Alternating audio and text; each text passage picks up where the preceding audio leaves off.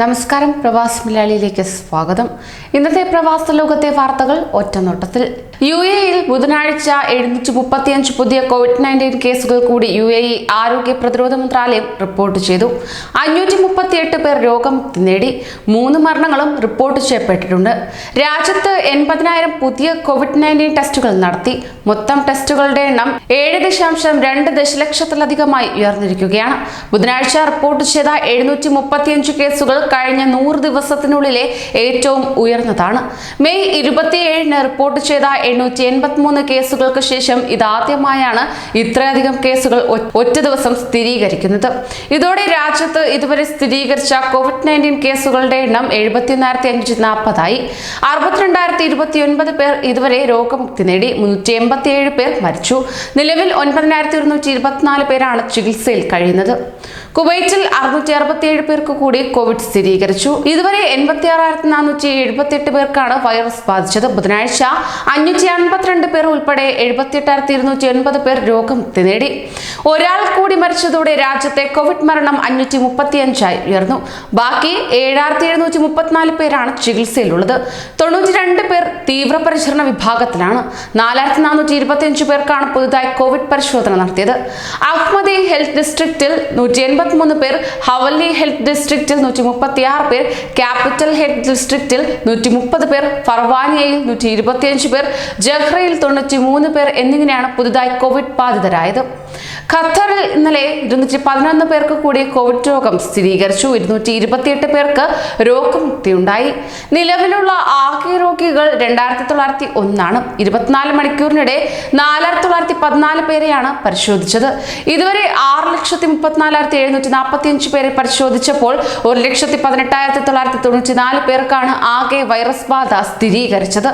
രോഗം ഭേദമായവരും മരിച്ചവരും ഉൾപ്പെടെയാണത്. ആകെ രോഗമുക്തി നേടിയവർ 1,15,295 ആണ്. ഇന്നലെ ഒരാൾ കൂടി മരണപ്പെട്ടതോടെ ആകെ മരണം 198 ആയി. നിലവിൽ ആശുപത്രിയിൽ ചികിത്സയിലുള്ളത് 389 പേരാണ്. തീവ്രപരിചരണ വിഭാഗത്തിൽ 65 പേരുണ്ട്. ബഹ്റൈനിൽ പുതുതായി 398 പേർക്ക് കൂടി കോവിഡ് സ്ഥിരീകരിച്ചു. ഇവരിൽ 120 പേർ പ്രവാസികളാണ്. 270 പേർക്ക് സമ്പർക്കത്തിലൂടെയും 8 പേർക്ക് യാത്രയിലൂടെയുമാണ് രോഗം പകർന്നത്. നിലവിൽ 2,735 പേരാണ് ചികിത്സയിൽ കഴിയുന്നത്. 393 പേർ സുഖം പ്രാപിച്ചതായും ആരോഗ്യ മന്ത്രാലയം അറിയിച്ചു. ഇതോടെ രാജ്യത്ത് രോഗമുക്തി നേടിയവരുടെ എണ്ണം 49,047 ആയി ഉയർന്നു. കുവൈറ്റിൽ ഉച്ചസമയത്ത് പുറം ജോലി വിലക്ക് അവസാനിച്ചു. ജൂൺ 1 മുതൽ ഓഗസ്റ്റ് 31 വരെ 3 മാസത്തേക്കാണ് മധ്യാഹ്ന ജോലി വിലക്കുണ്ടായിരുന്നത്.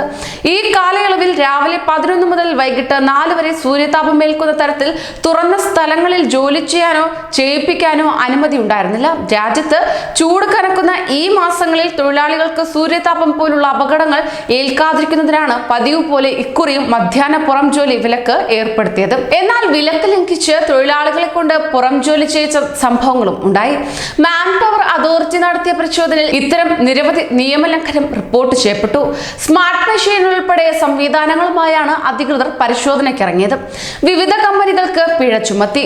ഒരു തൊഴിലാളിക്ക് 100 ദിനാർ എന്ന തോതിലാണ് നിയമപ്രകാരം പിഴ. എത്ര കമ്പനികൾക്ക് പിഴ ചുമത്തി എന്നതിന്റെ വിശദാംശങ്ങൾ വൈകാതെ അധികൃതർ പുറത്തുവിടും. കോവിഡ് പ്രതിസന്ധിയിൽ സൗദിയിൽ നിന്ന് നാട്ടിലേക്ക് മടങ്ങാനായി വന്ദേ ഭാരത് മിഷൻ 6ാം ഘട്ട വിമാന സർവീസുകളുടെ പട്ടിക ഇന്ത്യൻ എംബസി പ്രഖ്യാപിച്ചു കഴിഞ്ഞു. റിയാദിൽ നിന്നും ദമാമിൽ നിന്നും കൂടുതൽ വിമാനങ്ങൾ കേരളത്തിലേക്ക് ഏർപ്പെടുത്തിയതായി ഇന്ത്യൻ എംബസി വാർത്താക്കുറിപ്പിൽ അറിയിച്ചു. ഇന്ന് മുതൽ ഈ മാസം 19 വരെയുള്ള ലിസ്റ്റിൽ ഇന്ത്യയിലേക്ക് എയർ ഇന്ത്യ, ഇൻഡിഗോ വിമാനങ്ങളുടെ 19 സർവീസാണ് നടത്തുക. ഇത് പ്രകാരം ദമാമിൽ നിന്നും സെപ്റ്റംബർ 4-നും 13-നും തിരുവനന്തപുരത്തേക്കും, 5, 7 തീയതികളിൽ കോഴിക്കോട്ടേക്കും, 8-ന് കൊച്ചിയിലേക്കും, 14-ന് കണ്ണൂരിലേക്കും സർവീസുകളുണ്ട്. റിയാദിൽ നിന്ന് സെപ്റ്റംബർ 7-ന് തിരുവനന്തപുരത്തേക്കും, 12-ന് കൊച്ചിയിലേക്കും, 13-ന് കോഴിക്കോട്ടേക്കും വിമാന സർവീസുകൾ നടത്തുന്നതായിരിക്കും. കുവൈറ്റിലേക്ക് ഇന്ത്യയിൽ നിന്ന് നേരിട്ട് വരുന്നതിനുള്ള വിലക്ക് തുടരും. വിലക്കുള്ള 32 രാജ്യങ്ങളുടെ പട്ടികയിൽ തൽക്കാലം മാറ്റം വരുത്തേണ്ടതില്ലെന്നാണ് കുവൈറ്റിന്റെ തീരുമാനം. കഴിഞ്ഞ ദിവസം ചേർന്ന മന്ത്രിസഭാ യോഗമാണ് കോവിഡ് റിസ്ക് കൂടിയ രാജ്യങ്ങളുടെ പട്ടിക തൽക്കാലം മാറ്റം വരുത്തേണ്ടെന്ന് തീരുമാനിച്ചിരിക്കുന്നത്. 32 രാജ്യങ്ങളാണ് പട്ടികയിൽ ഉള്ളത്.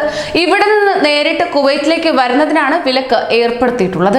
റിയാദ് നഗരത്തിന്റെ തെക്ക് പടിഞ്ഞാറൻ ഭാഗമായ അത്തീഖയിൽ പഴയ കെട്ടിടം തകർന്നു വീണ് മലയാളികൾ ഉൾപ്പെടെ 2 ഇന്ത്യക്കാർ മരിച്ചു, 5 പേർക്ക് പരിക്കേറ്റു.